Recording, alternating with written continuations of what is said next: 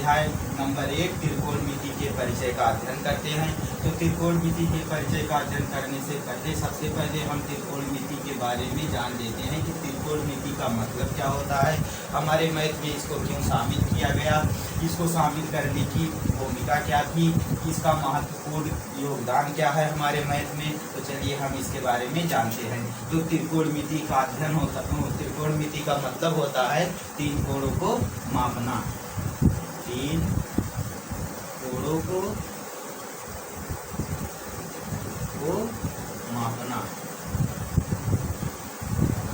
अब ये तीन कोणों को मापना ये शब्द कहाँ से आया, तो त्रिकोणमिति, त्रिकोणमिति। त्रि मतलब तीन, कोण मतलब कोणों को, और मिति मतलब मापना, तीन कोणों को मापना। इसको आप यहाँ से भी समझ सकते हैं। त्रय मतलब तीन और कोणों मतलब कोणों को, मीट्री मतलब मापना, मीट्री को मेजरमेंट शब्द से लिया गया है।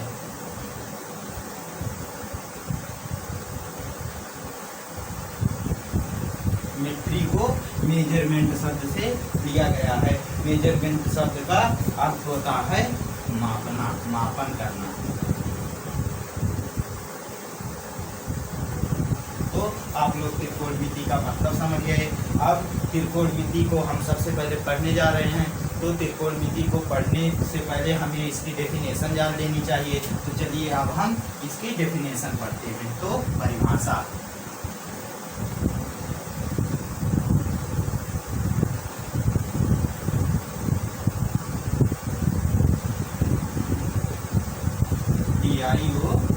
डेफिनेशन। तो त्रिकोणमिति, त्रिकोणमिति का नाम त्रिकोणमिति क्यों पड़ा, क्योंकि यह तीन कोणों के लिए ही वैध है। तीन कोण किसमें होते हैं, त्रिभुज में होते हैं। तो त्रिभुज, सबसे पहले हम त्रिभुज बनाते हैं। तो त्रिभुज के लिए वैध है क्योंकि इसका नाम त्रिकोणमिति है। तो त्रिभुज में ये समकोण त्रिभुज के लिए वैलिड है। समकोण त्रिभुज में एक कोण 90 अंश होता है और दो कोण 90 अंश से छोटे होते हैं और उन दोनों कोणों का योग 90 अंश होता है। तो इसकी परिभाषा यहाँ से हम निकालेंगे, ए बी सी। तो त्रिकोणमिति की परिभाषा, यदि किसी त्रिभुज की कुछ भुजाएं और कुछ कोण ज्ञात हो तो शेष अन्य भुजाओं और कोणों को ज्ञात करने की विधि का मैथ की जिस शाखा में अध्ययन किया जाता है उस शाखा को हम क्या कहते हैं, त्रिकोणमिति कहते हैं। तो चलिए यहाँ से हम लिख लेते हैं। यदि किसी त्रिभुज की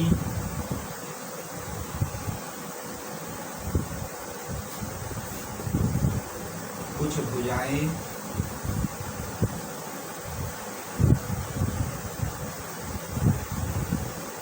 और कोण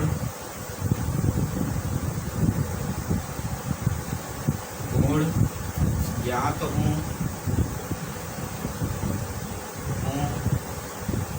तो अन्य भुजाओं और कोणों को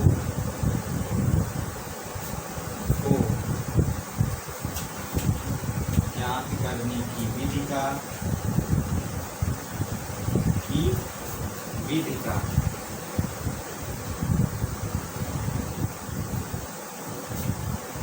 गणित की जिस शाखा में अध्ययन किया जाता है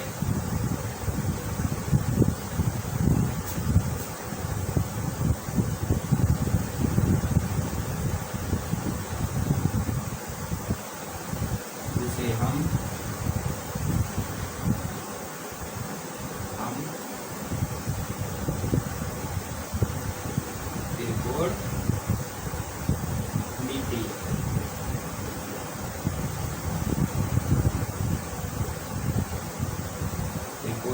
कहते। अब त्रिकोणमिति किसे कहते हैं हम इसकी परिभाषा पढ़ लिए। अब इसके बाद यहाँ पर देखिए त्रिभुज की कुछ भुजाएं और कुछ कोण ज्ञात हों तो इन्हीं भुजाओं और कोणों की सहायता से हम शेष अन्य भुजाओं और कोणों को ज्ञात करते हैं। तो इनके अनुपातों से हम उसे ज्ञात करते हैं।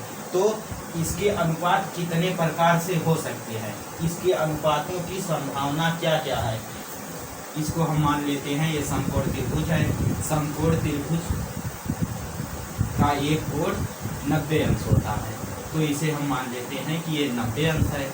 ये ए बी ये सी, इस भुजा को हम 1 मान लेते हैं, इसे 2 और इसे 3। समकोण त्रिभुज ये दोनों कोण कौन से होते हैं, न्यून कोण होते हैं, तो इसको हम थीटा मानते हैं।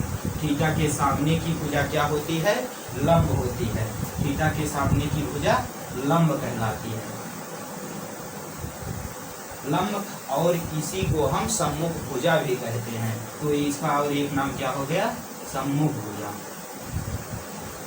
सम्मुख भुजा, सम्मुख भुजा, और इसको इंग्लिश में परपेंडिकुलर कहते हैं।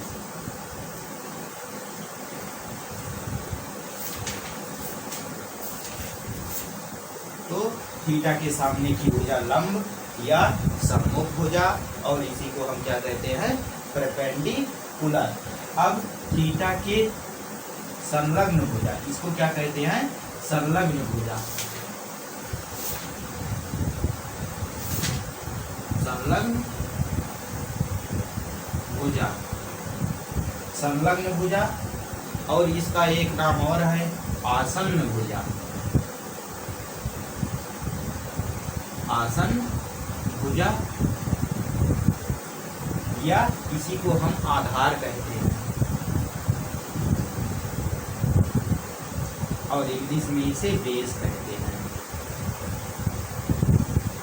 और 90 अंश के सामने की भुजा कर्ण कहलाती है, जो कि समकोण त्रिभुज में अन्य दोनों भुजाओं की अपेक्षा सबसे बड़ी होती है। तो 90 अंश के सामने की भुजा कर्ण होती है, और कर्ण को हम इंग्लिश में हाइपोटेनियस कहते हैं।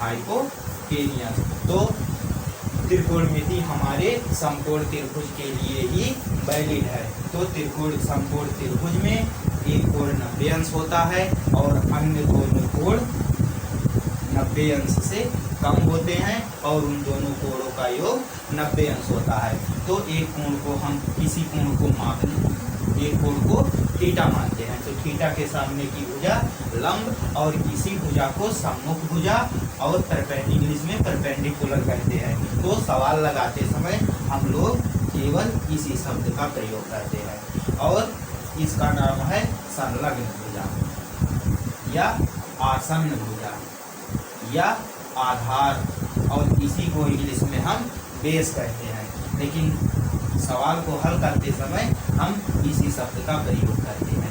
ये सभी आपकी जनरल चीजें हैं, इसको आप जानिए। हम इसको और इसको ही प्रयोग करेंगे। तो अब बात आती है कि अन्य भुजाओं और कोणों को किस प्रकार ज्ञात किया जाता है। तो अन्य भुजाओं और कोणों को इन सभी के अनुपातों को लेकर ज्ञात किया जाता है। तो चलिए हम देख लेते हैं कि इन सभी का अनुपात कितने प्रकार से लिया जा सकता है। तो या तो हम ए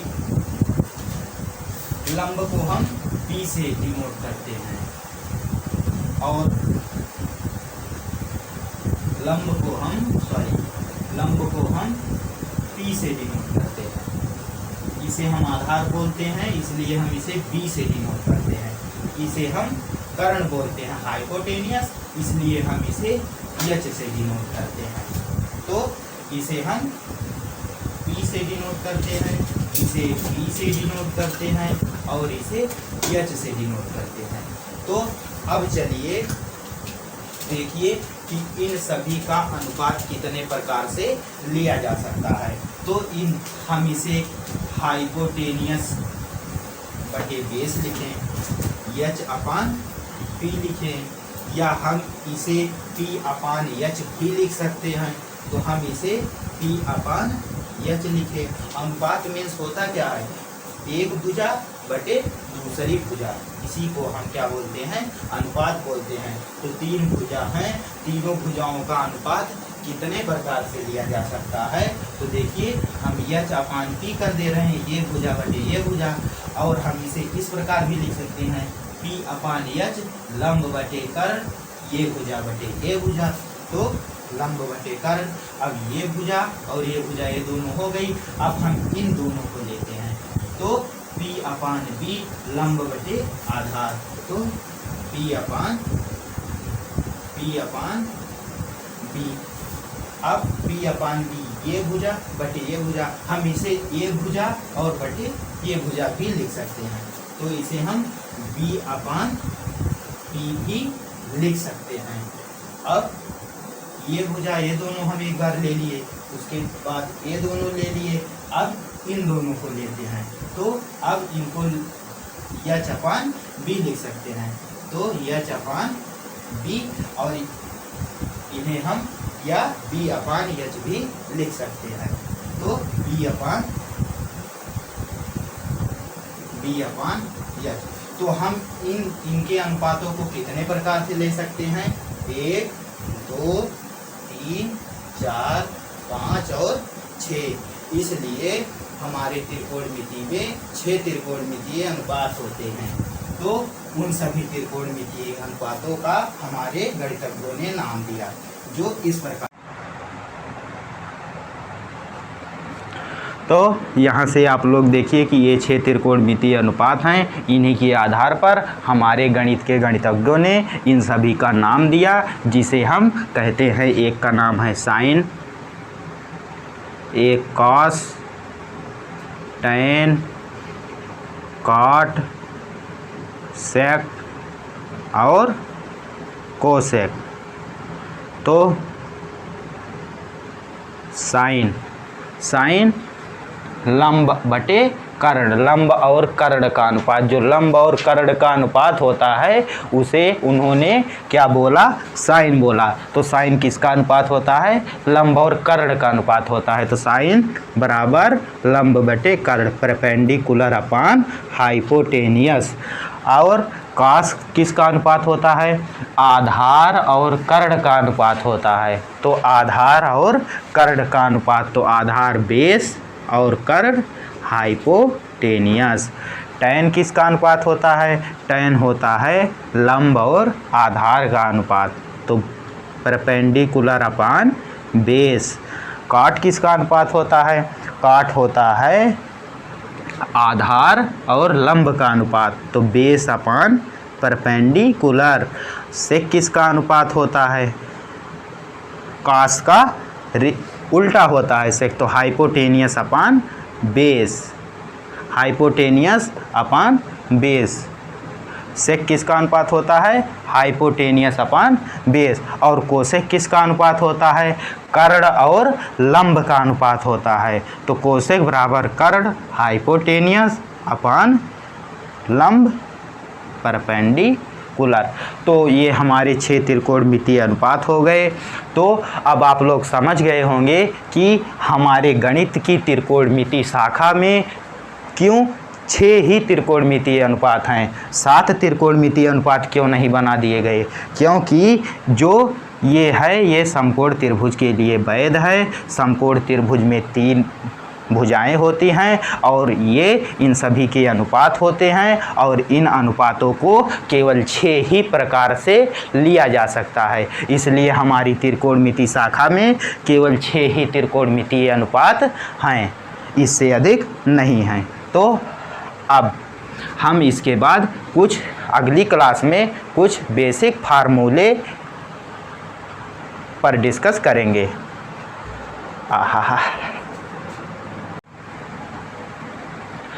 तो हम लोग पिछली क्लास में त्रिकोणमिति का परिचय, उसकी परिभाषा, त्रिकोणमितीय अनुपात, इन सभी चीज़ों के बारे में पढ़ लिए थे। तो चलिए हम लोग इस क्लास में उन सभी का एक बार रिवीजन करते हैं, उसके बाद हम आगे कुछ सवाल को लगाएंगे।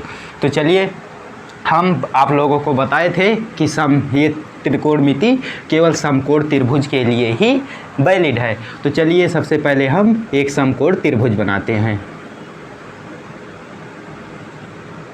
समकोण त्रिभुज, इसका हम नाम रख देते हैं त्रिभुज ए, बी और सी। अब समकोण त्रिभुज में एक कोण 90 अंश होता है, तो कोण भी 90 अंश हो गया, और ये दोनों 90 अंश से कम होते हैं और इनका योग 90 अंश होता है। तो इसको हम मान लेते हैं थीटा। तो थीटा के सामने की भुजा क्या होती है? लंब होती है, लंब। थीटा के संलग्न भुजा आधार क्या होती है? आधार। और 90 जो शेष बची भुजा वो क्या होती है? कर्ण। कर्ण। त्रिभुज में अन्य दोनों भुजाओं की अपेक्षा ये भुजा सबसे बड़ी होती है और 90 अंश के सम्मुख होती है, सामने होती है, तो इसको हम कर्ण बोलते हैं। तो अब इससे हमारे 6 त्रिकोणमितीय अनुपात निकलते हैं, जो कि हम आप लोगों को पिछली क्लास में बता चुके हैं। तो चलिए हम उन त्रिकोणमितीय अनुपातों को एक एक करके लिख लेते हैं। तो 6 त्रिकोणमितीय अनुपात हमारे कौन कौन से हैं? साइन, कॉस, टैन, कॉट, सेक और कोसेक। तो साइन हमारा ये शॉर्ट फॉर्म है, इसका फुल फॉर्म होता है SINE। कॉस का होता है कोसाइन, COSINE। टैन का होता है टेंजेंट, TANGENT। कॉट का होता है COTANT। सेक का होता है CSECANT। कोसेक का होता है COSECANT। तो इन सभी का ये फुल फॉर्म होता है। परीक्षा में इसे 1 नंबर में पूछा जाता है कि साइन का फुल फॉर्म क्या होता है। तो 4 ऑप्शन दिए रहेंगे, उसमें से आप लोगों को एक ऑप्शन पर अपनी उत्तर पुस्तिका में लिखना होगा। तो इन त्रिकोणमितीय अनुपातों के हम फुल फॉर्म को पढ़ लिए। अब हम इनके अनुपात को पढ़ेंगे। तो साइन बराबर क्या होता है? लंब बटे कर्ण, लंब बटे कर्ण। कॉस आधार बटे कर्ण। टैन लंब बटे आधार। काट आधार बटे। तो कॉट थीटा बराबर हमारा क्या होता है? आधार बटे लंब।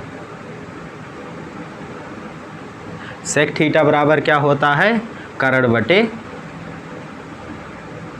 आधार। कोसेक थीटा बराबर क्या होता है? कर्ण बटे लंब।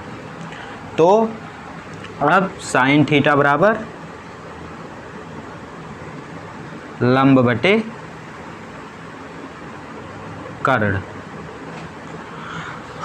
अब साइन थीटा बराबर लंब बटे कर्ण और कोसेक थीटा बराबर कर्ण बटे लंब। कोसेक थीटा बराबर कर्ण बटे लंब। तो अब आप लोग यहाँ से देखिए, साइन थीटा बराबर क्या है? लंब बटे कर्ण। कोसेक थीटा बराबर क्या है? कर्ण बटे लंब। तो कोसेक थीटा इसका उल्टा है, ये यहाँ पर लंब बटे कर्ण है और यहाँ पर उलट गया है, तो यहाँ पर क्या हो गया है, कर्ण बटे लंब। तो मैथमेटिकल में जो किसी का उल्टा होता है उसे हम 1 बटे करके लिखते हैं। तो 1 बटे कोसेक थीटा बराबर किसके, साइन थीटा का उल्टा है, तो साइन थीटा। और साइन इसको अगर देखेंगे तो ये उल्टा है, और अगर इसको देखेंगे तो इसका उल्टा ये है और इसका उल्टा ये है। तो साइन थीटा बराबर साइन थीटा बराबर 1 बटे कोसेक थीटा, और कोसेक थीटा बराबर 1 बटे साइन थीटा। ये साइन का उल्टा है और ये कोसेक का उल्टा है, तो कोसेक थीटा बराबर 1 बटे साइन थीटा और साइन थीटा बराबर 1 बटे कोसेक थीटा। इसी प्रकार कॉस थीटा बराबर क्या होता है, यहाँ से देखिए आधार बटे कर्ण, आधार बटे कर्ण, कोसेक थीटा और सेक थीटा बराबर क्या होता है, यहाँ से आप लिखे कॉस थीटा आधार बटे कर्ण। तो अब इसमें से ऐसा त्रिकोणमितीय अनुपात देखिए जो कर्ण